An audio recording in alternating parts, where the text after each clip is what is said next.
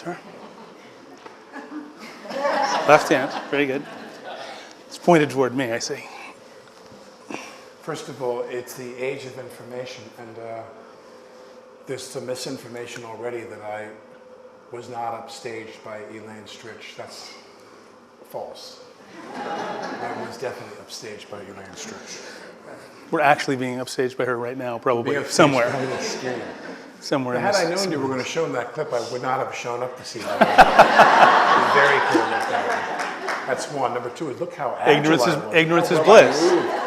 I can barely walk up these stairs now with my age. And look how cat-like I was. It's brought a tear to my eye, actually, to watch that. Ignorance is bliss, as they say, so there's that. It was good to come. Oh, come on. I take that back. Ignorance is fucking horrible, apparently. Left hand, good job. Yeah, point it toward yourself. This makes a lovely paperweight I found. Anyway. All right, let's open it up. We've covered it. We're talking about happiness, right? We've covered it. Ignorance, no, ignorance. And the information age, if we can wedge that in there. Now, you're not on Twitter. I'm not. And are you on Facebook? No. MySpace, just because of my band. Kidding. Joke. Jesus. Tough crowd. No social media for you? By choice, obviously. Or by court order, what happened? Just Foursquare. I can't stop doing that. I love that. Being the mayor. No, I'm kidding. No, none of the kind of socially accepted. Why would you say that's the case? I am not attracted to them. Why are you not attracted to them? Why are you not attracted to this? I'm not attracted to the idea of not opening up, but being as available as, should I maybe lay down a little bit? Get comfortable. What would your mother say about that? Depends on if she was laying here next to me or not. Always takes a bad turn with me, really. It really does. I can't. Always takes that turn. Can't be in public for that long. So your mother's lying next to you in bed. Curtain up, a man is in bed with his mother. No, but you don't do any social media. Why? She would be tweeting and I would be saying, What do you why? think Why of are you doing that right after nice chat? You're tweeting, I'm in bed with my mother. Yeah. No, but why don't you do social media? In terms of tweeting, I haven't yet landed on the point for myself. I understand the idea behind it and how it works and why some people are so drawn to it. Most will say, I get my news that way, and then others quickly say, because I like saying shit about myself. If you follow news sources, it is a good news feed. I find. It's a very good news. We do like quick news feed. I get news now but is on it Twitter. Yeah, immediacy. The news page of the Times and the BBC, whatever the news venue may be. So that kind of news, though, but not the news of someone saying, so-and-so is dead. Oh, shit, no. No, but news from legitimate or what are perceived as legitimate news sources, you have it in your phone with an instant feed. But do you think that feed is any quicker than, say, the New York? It's just like the theater. Seriously, it's like. I'm kidding. His mother would do that in bed with him. That's why it sets him off. Yeah, it's like. She'd always unwrap candy. That was funny, because she did, and that's what is the weird connection. But you were saying so legit as opposed to. I'm curious if the New York Times website is any slower than the. I mean, that's just taking you to the New York Times website, is it not? Well, the New York Times website might be, in terms of a phone, font, so forth, text, more difficult for me to read. I mean, I'd have to stop. And so, in other words, just the composition of a Twitter feed is much easier to read for the quick, terse bullet point, the 140 character that says, this person died, this horrible thing happened in the Philippines, what have you know, who won an election. I live in East Hampton, Long Island, and I live in the city. And there was a very hotly contested race. And I must say, to the extent that any of us care about electoral politics, where I live in East Hampton, there was a big surprise. I mean, someone who was told that they were, third, maybe fourth, this woman, Kathy Burke Gonzalez, who was running for the Democratic town council there. Kathy Burke Gonzalez was perceived to be coming in, the top 2 vote getters would win. And there was one person who was perceived, a Republican, to win one of the open seats, and the other was a Democrat. And the Democrat was probably tied with the Republican in terms of perceived power at the polls. This one guy, these 2 men were a shoo-in, and a third man who was a Republican was perceived to be the 3rd vote getter, and the 4th was this woman, Burke Gonzalez. They were all writing her off. And it was on the East Hampton Star's Twitter page that I learned at 1:30 in the morning that Kathy Burke Gonzalez had won the election and come in 2nd, and surprised everybody. So I mean, And had you woke up at 6:30, who would still have won? Right. No, but I'm saying, I mean, for me, I've been following the election. If I had been out there. You were excited enough to be up at 1:30 well, and want to know. Enough to know Yeah, that was a thrill for me that she had won. And so, but for me, that breaking news thing is one element. I mean, not a vital one, but I do enjoy that. And then everything else I thought about Twitter has proven to be false or a complete waste of time. Fair Communicating enough. with your audience. You felt Well, I mean, I used to be able to have like a casual kind of, people would say to you, I like this, I like that. You'd say to them, well, here's a movie you might like if you like that movie. You would have a conversation, if you will, with people briefly on Twitter. And I realized that there might be, under 3% of the population who are worth having that conversation with on Twitter. 3% of, or the number of people that are following you, that are throwing stuff out. Or many people will come at you and they're not even followers of yours. But I just found the idea of communicating, of bypassing legitimate media, which was a goal of mine, to talk directly to your fans. The number of people that were worth that, it wasn't really worth my time. It wasn't. Because many people are there to, in that, I mean, I'm saying things we all know, in the anonymity of media now, online, people saying very ugly and, attacking you and saying very vitriolic things. They don't want to engage with you, they want to just... Under the veil of being they on spit on some name that you can't track down or... That anonymity emboldens them and they just want to spit on you. Right. So I realized that to communicate with people on my Twitter feed a Twitter feed is to promote. This week on my talk show on MSNBC, I have so-and-so. Whatever it accomplishes, you don't know, but it is a promotional tool. Gets it out there, yeah. And I mean, people have also, when I say, I spoke too quickly to say that I haven't been on Twitter because I've actually been impersonated on Twitter and had someone, you would think, get out more, right? Why would you want to be me? I barely want to be me. I mean, seriously, it's who is taking the time to like... This is a play you should write, someone who but, is you. But, what would someone who be you, what do you think that they would accomplish being? And if you write a play about that, can I play you in the play? Yes. You can play me in any play or be in any play that I write. So that bit of business is finished.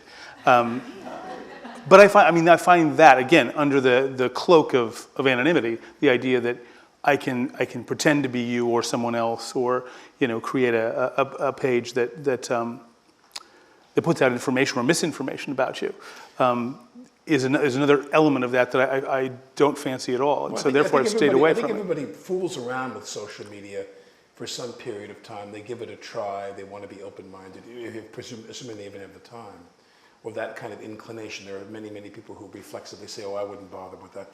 But if you have the time to kind of play around with it, within a few months you realize it's not for you. You know what I mean? Like where people, I'm not against Facebook. I don't judge people. But Facebook to me is for people who want to, grandmothers who want to see a picture of their grandkids and they're across the country and all that kind of way that you can communicate with family and friends and pictures and video and all that kind of stuff.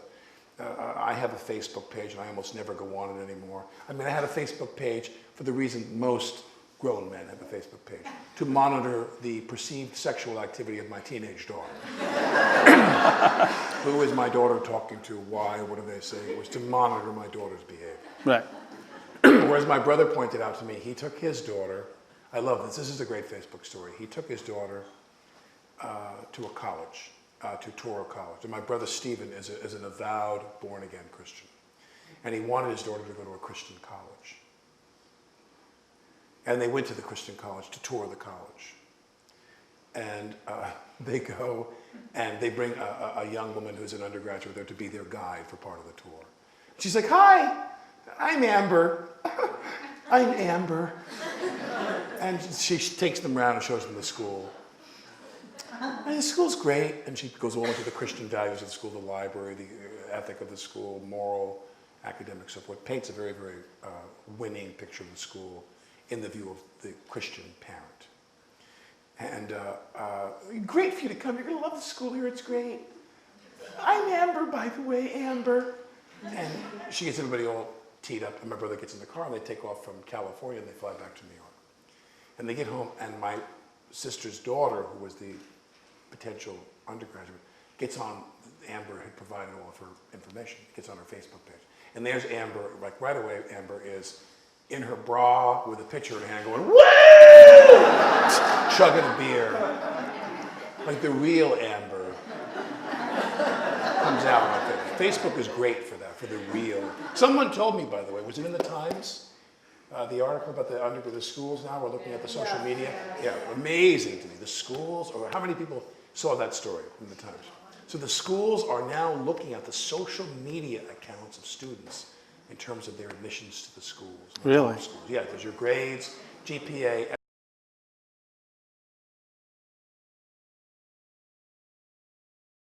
SAT, whatever, and then they're looking at your social media. How many likes you have, or?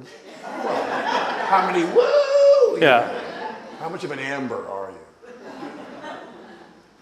Gives a new meaning to Amber Alert, I suppose. But I think people play with social media, and then they put it down like a toy. And I mean, I like Twitter now to promote other people's work. Here's a movie I think you should see. Here's a movie I think you'd like. Here's a play I think you should go see. I just was tweeting about Midsummer Night's Dream out in Brooklyn. Julie Taymor's production, which was beautiful. I encourage everybody to go see it out in Brooklyn. It was beautiful. And then to promote the stuff I'm doing, or read a news feed, but otherwise it's really... How often do you engage now with people who write something to you? Sometimes, rarely. I mean, if someone writes something really very, very original or touching or funny, I'll retweet if somebody writes something really funny, you know? Like there's the guy he has the Twitter account of God. Have you ever seen God's Twitter account? And there's a guy who's God on Twitter. His account is God. And he writes these horrible things about humanity.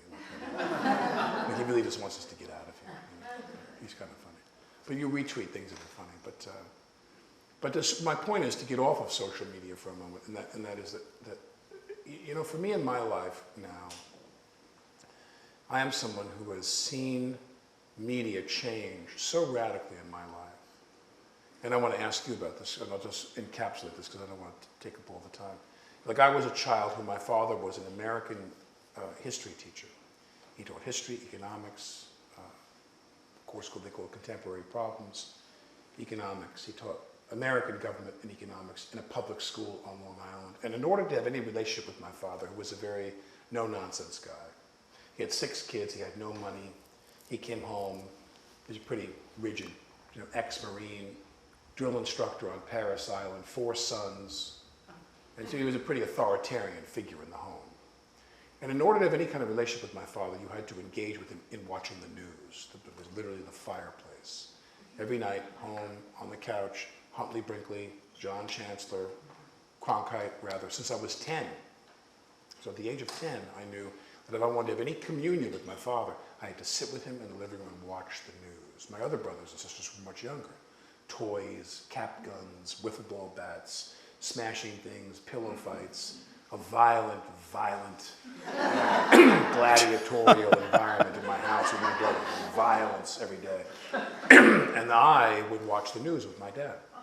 So I've been a news junkie, whether I was mimicking one or I really was one, since I was 10 years old, since 68. I was 10 years old in 68. So that's a very significant year. King dies, RFK dies, Democratic convention. The Democratic Party is immolating. What the Republican Party is now, the Democratic Party wasn't. But if you were a Democrat, it was excruciating. Chicago 7, Nixon, my father's political enemy, my father's political opposite, rises from the dead and becomes president of the United States. Your father ran against Nixon? My father did. I got to get on Twitter. Seriously, As I said, I know nothing. Without social media, how would I you know nothing. It's on my father's Facebook page. If you had a band, I would know. It smells like marijuana, this class. What? I smell marijuana everywhere. Don't you smell pot in New York all the time? Oh, yeah. Yeah. You don't like, yeah.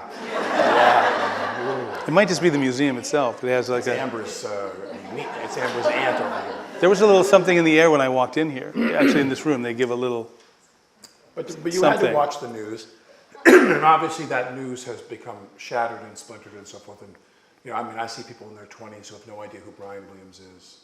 The idea of a network news feed at 6 p.m. is just completely superfluous to them, and blah blah blah. And where we get news from, and who's telling us what, and who's telling the truth, and who can we rely on?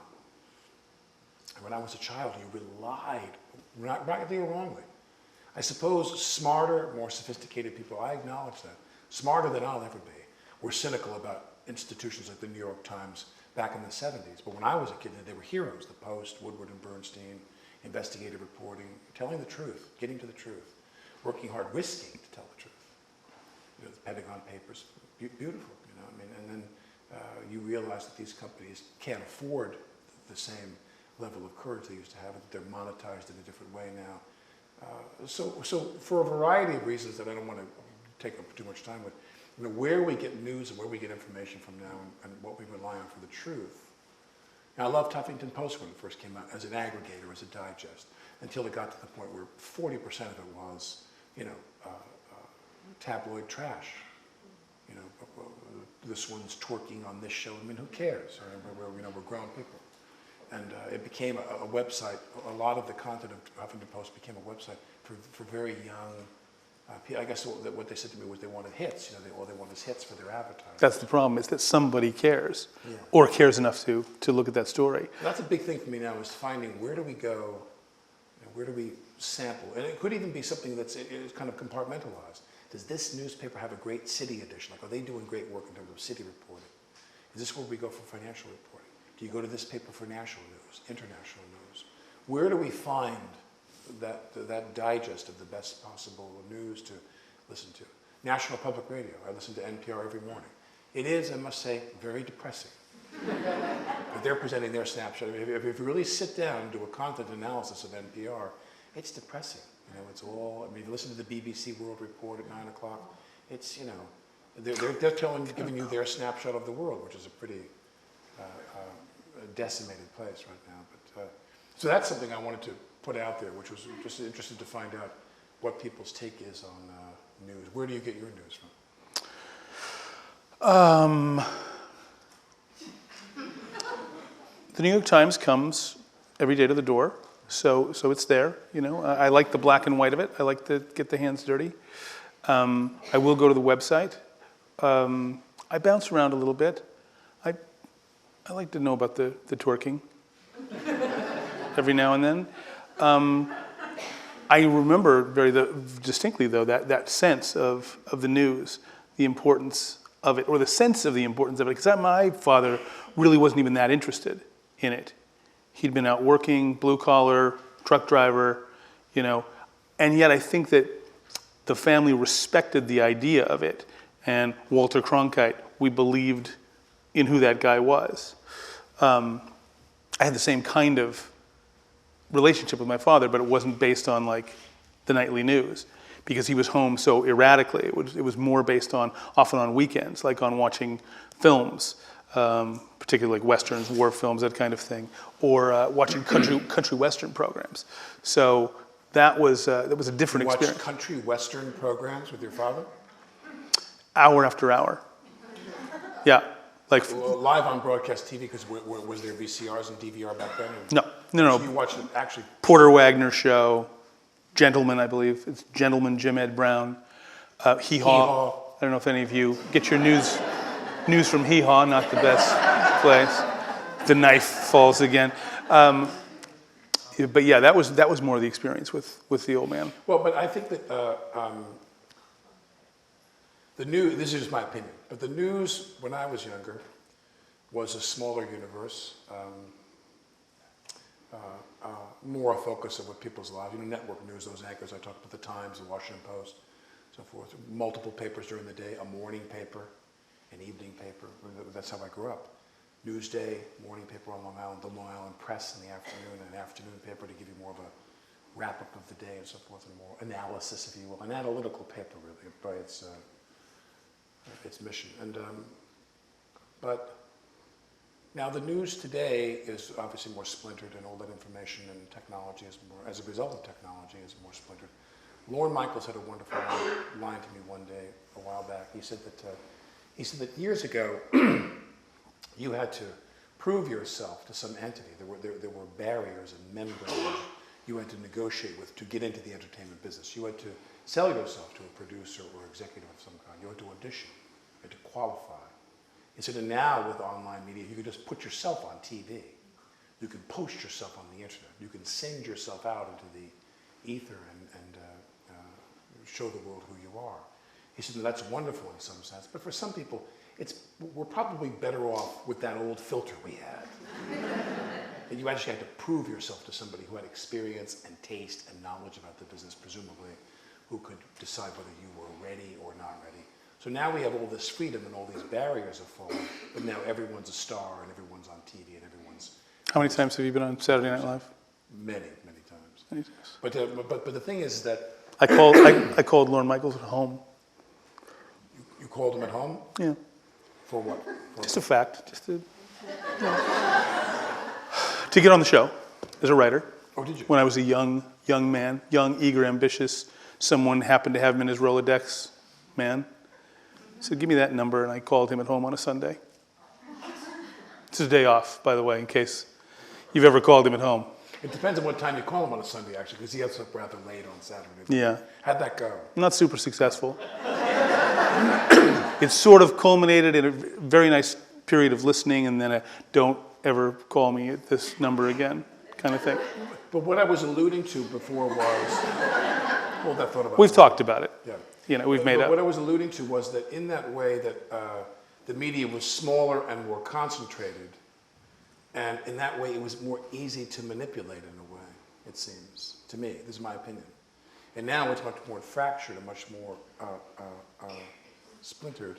Good or bad, though? Well, you have things like Snowden. Yeah. You have someone that can get this information and give it to someone who can shoot it out into a... You know, when you watch The Most Dangerous Man in America, if you haven't seen that documentary, The Most Dangerous Man in America, about Ellsberg, and Ellsberg talks about the physical work that was involved, like what they had to do physically to print the Pentagon Papers to convey them. Ellsberg took this stuff from the Rand Corporation, physical paper, thousands of pages of it, and had to copy it in a copier, and then give it to the New York Times. It was this like Herculean task in the amount of time they were sitting there panicking and filled with fear. People were going to catch them. Don't let me describe it. Watch that movie, The Most Dangerous Man in America, about Ellsberg. Well, now it's press send and electronic files and things are a little bit easier. But I wanted to, we talked about this backstage. I just was curious just to get a sense of where people are at in terms of veracity, the media in relationship to the government, how we live as Americans now in some sense in relationship to the media and the government, and the way they interact. And this is going to sound like an odd question, but it is the 50th anniversary of John F. Kennedy's assassination. The television show I do for MSNBC, which I don't assume any of you know about, I do this talk show for MSNBC. No, I mean that. I don't. If you know, great. It's not on everyone's lips, believe me. But the next Friday, we do the show Fridays at 10 on MSNBC, and next Friday is the 50th anniversary. November 22nd is Friday. And we were sitting around talking, because we're doing a JFK, we're doing a 2-hour special. And we're going to have some amazing people on. Mark Lane, who's the granddaddy of JFK conspiracy people, who in '66 published Rush to Judgment. He's 85 years old now. And although that a lot of what Lane put forth acoustically, forensically, ballistically has been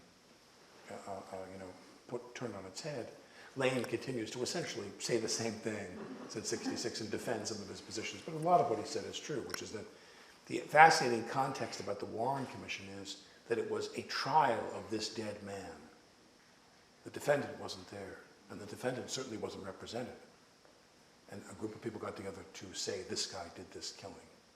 And now disparate people we have on the show will say, well, maybe Oswald was the lone shooter, but was propped up by other people. He was aided and abetted by other people. Oswald did it completely alone. Multiple people shot the president and were part of a true conspiracy to kill the president. And here in this country, where the president, not the governor of Texas, not the vice president, the president is murdered. I mean, think about that happening today. Now, 50 years ago today, or 50 years ago this year, that's what happened. They murdered the president. And I'm wondering, just out of curiosity. No, you just said they. Well, okay. Well, I believe they. Okay, that's why I'm curious. I believe they were involved. I'm curious of your they. Well, he. I only read Bill O'Reilly, so I have my side. I will. In the way that you want your pre-digested information served a certain way, Bill O'Reilly is a great source of information. But Very well put. I want to just finish with this because I'm just curious about this crowd, and as we get ready to do this show, how many people here, and you don't have to participate if you don't want to, we can barely see you in this light, but how many people here, if you would raise your hand, do you believe that the government of the United States during its history, especially in its recent history, the last 100 years, the last century, the 20th century, how many people here believe that the government of the United States was responsible for the assassination of foreign leaders of other countries? How many people here believe that the government of the United States killed the leaders of other countries? We can't see you all. Maybe unwrap a candy if you, just, I had to use that. How many people here believe, just theoretically, that as you suspect that the government of this country murdered leaders of foreign countries for our economic and military purposes, that you believe it's not much of a stretch to think that they would murder the president of the United States in a relative coup d'etat? How many of you think it's not that much of a stretch? Raise your hand. How many of you believe that whether they were official, on the budget, had their dental policy in Langley, how many people here, or you believe they were rogue renegade people, how many people in this audience believe that the government had some responsibility for the assassination of President Kennedy? It's getting fewer. How many people here believe that Oswald acted completely by himself? The rest of you are from Korea. There's no involvement, you have no stake in this issue. We don't care. Okay. I'll throw a ringer in. How many thought Elvis was involved? Just see, you can throw them out and you'll get someone. That's the problem with these things. I'm just curious how people feel about it. It's 50 years later, and how many people feel that, You had a fair number to your second question. Well, we struggle with that idea. Will we ever know? When will documents be released that were supposed to be released this year? I mean, do we as Americans live in an age in which we don't, that to be an American, to enjoy the American experience where we live so much better than everybody else, more of us do, that is contracting. NPR had a thing on today about, did you hear that thing on NPR today about Lincoln, was it Nebraska or Chicago or Illinois? No, Nebraska. Nebraska. That thing about the crime there, and they were saying how this is not just some dip, this is about this permanent erosion. These economists were saying it's about this permanent erosion about middle America and so forth. And we still live, we're told, on an economic level, so much better than most of the people in the world live on average. And yet, we got to ask ourselves, how is the sausage made? How does the government, now especially after the living room war of Vietnam 40 years ago, how does the government work to manage media so that you and I don't think so much about what the government does in order for us to live the way we live? For us to have gas at under $5 a gallon. What does this government do? What does the government do in other countries to allow us to have gas at $5 a gallon? Do you know? Do you want to know? Or do you not want to know? So there's the question. That's the ignorance question. Do you want to know? Do we live in a blissful ignorance in this country? More and more and more. As doing what we need to do to live the way we live. For Americans to live the way we live, we got to fight this fight a little more cleverly now. The Chinese are coming economically. We got a lot of debt to the Chinese, and the Chinese don't kill us debt-wise, because if they kill us, they're going to go down. Americans are in debt. Americans are in a lot of debt. America, economically, is a mess. It's a disaster. And the only reason we don't get killed by the Chinese is because if we go down, they're going to go down too. Everybody's going to go down if we go down. So they allow us to live this way, in which to live the way we live, food, clothing, shopping, travel, $5 gas, restaurants, meals, eating out, movies, cable, golf clubs, golfing, skiing, you name it. Whatever you do that's your definition of the American experience costs money. And it costs an amount of money that we have to put on a credit card more and more and more and more and more. And how much do we live in an ignorance of that fact, of what the government has to do to provide us with the energy to do that? Americans are energy gluttons. Gluttons. Other countries are outdistancing us. Now, it's beginning to change, to be fair. But other countries are outdistancing us, leaving us in the dust in terms of alternative fuels and getting off of fossil fuels. We're here in this country, they want to say to you, let's frack. Let's frack. Let's have natural gas. We want to get off of oil. We want to have natural gas. How many people here know about LNG? How many people know about liquefied natural gas ports that they're going to build?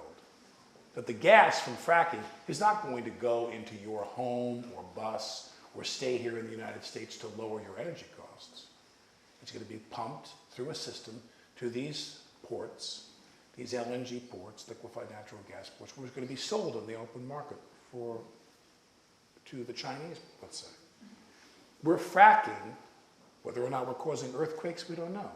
Whether or not we're contaminating the water supply, we don't know. In areas of the country where they need the water supply in a different way than we do here in New York. We have a dedicated reservoir system that brings that water down here, but in the western United States, they need that water to irrigate crops, feed livestock, forget about taking a shower and cooking your food and drinking. They've got serious agricultural needs for that water, and that water may or may not be compromised, we'll see. And we're doing all that to do what? To lower our energy costs?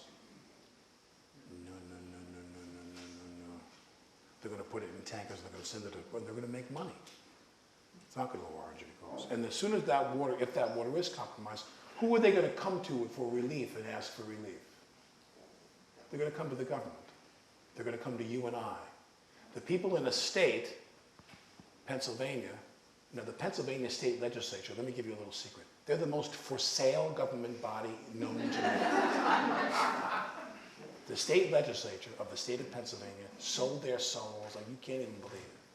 And let them just frack and frack and frack and frack and frack and frack and frack and ignored all the information. Dimmick, all this stuff in Gasland, you see that? And if there's a problem, what are we going to do? Are we going to turn to the people in Pennsylvania on the border there with New York and the Marcellus Shale and say, I'm sorry, you gambled, you lost. Fuck you.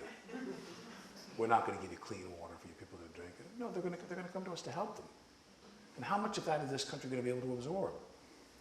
These are all things that what I'm saying to you is just part of this bouquet of things that the government, the Koch brothers, whatever, you figure that out for yourself, don't want you to talk about. They don't want you to talk about it. What we want is we want to kill debate. We want to nullify.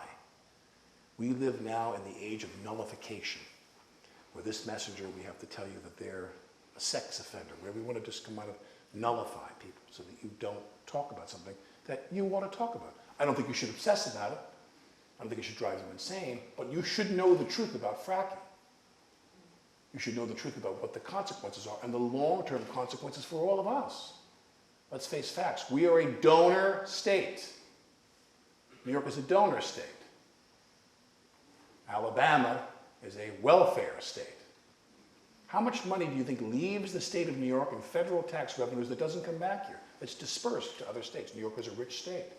So the money that we spend, the money that you, as New Yorkers, send to Washington, does it all stay here in New York? No.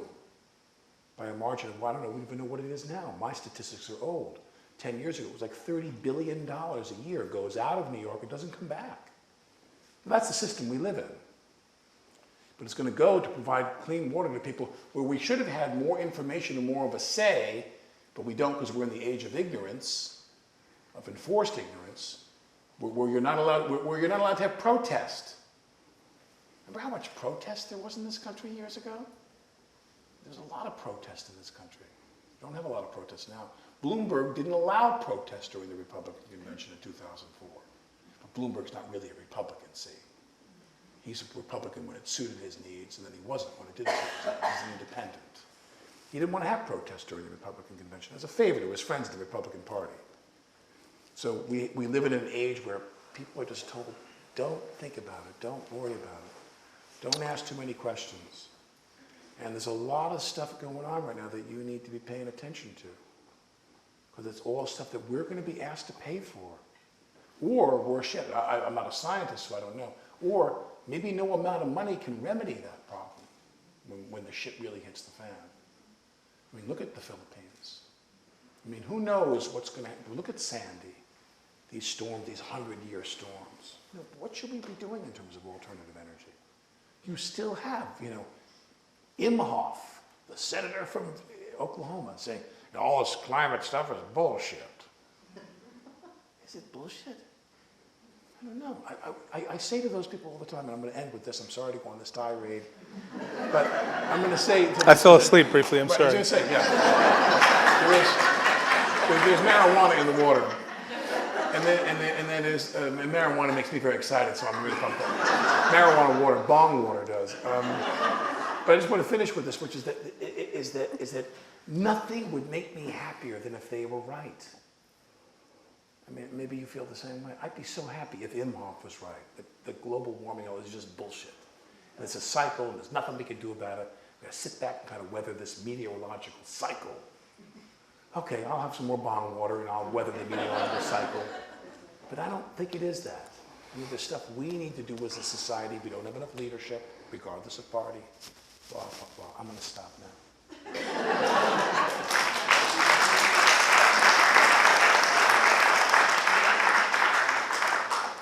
So what do you like about the New York Times? Well, to tie it back to Kennedy, I think it was he that said something about no matter the size of the lie, if you say it over and over enough, people will eventually believe it. And I suppose that's some of what's happening on both sides of the media. It's your turn to give a 20-minute lecture. So. People are directing us toward what we want to hear and what they want us to hear. Two different things sometimes. I think Kennedy's death marked a certain death for this country. I think Kennedy's death represents a kind of metaphysical death for this country. That the President of the United States was murdered.